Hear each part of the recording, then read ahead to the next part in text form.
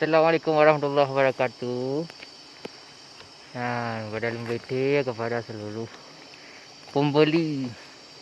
pembeli madu di madu gulun putih baik tara guli. Nyan kalian impung gi. Baik ni pegah madu. Tapi madu han agat gi ni kalian lau Ye. Tu boleh ampung pekan mana tu tempuh. Ye. Ni kalian. Yang ni kalian Lipat tengah nalam bawah tu ujung turun. Nadi. Lipat lah ujung. Dalam ujung. Yang numpung madu situ. Kali ke tempuh tibelah. Nyan kali ke tempuh tibelah. Jadi ini agak kena cak. Jadi ini agak kena cak. Kelebihan cara lagi. Yang dengan gepot. Yang mumpungnya dia gepot ini. Yang nyo dicek apa? Yang nyo dicek. Nyo dicek.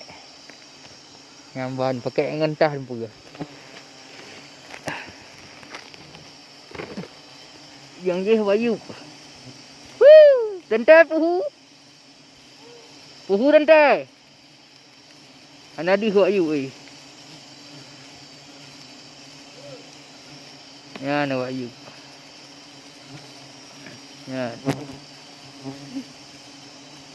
Yang je madu lentak. Pat na dum. Nah yang ketinggalan dum. Tempuh pawang, tempuh.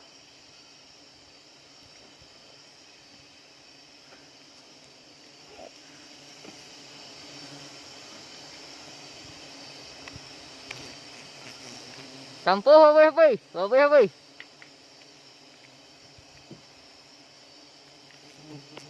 Boleh iya hai. Tabah mumpung tabah paket boleh iya. Alhamdulillah ya Allah.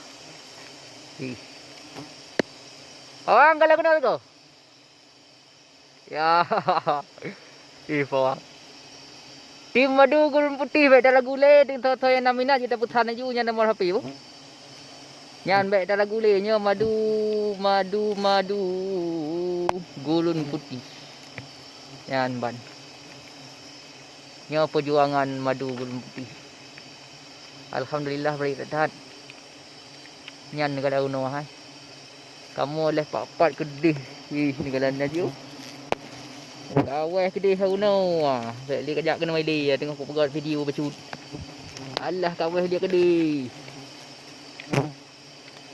Pawang ipat tengok tempuh lam hai.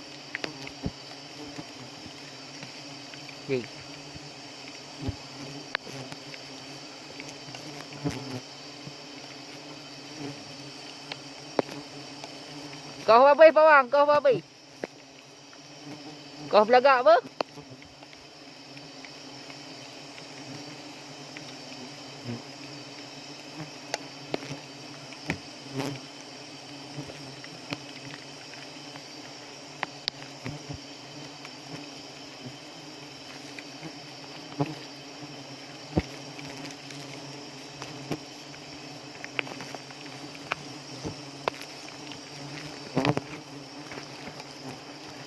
Alah, ada mai belum tua.